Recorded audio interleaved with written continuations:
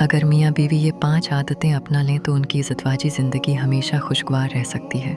Number 1, छोटी छोटी मोहब्बतें। रोज़मर्रा की ज़िंदगी में छोटी छोटी चीज़ें मोहब्बत बढ़ाती हैं, जैसे शुक्रिया कहना, तारीफ़ करना, मुस्कुराकर बात करना।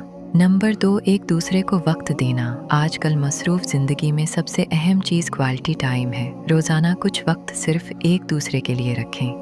नंबर 3, बातचीत। कम्युनिकेशन। ज़्यादातर मसाइल इसलिए होते हैं क्योंकि लोग दिल की बात नहीं करते। नाराज़गी को जमा न करें, प्यार से बात करें। नंबर 4, इज़्ज़त और एहतराम। मोहब्बत के साथ इज़्ज़त भी बहुत ज़रूरी है।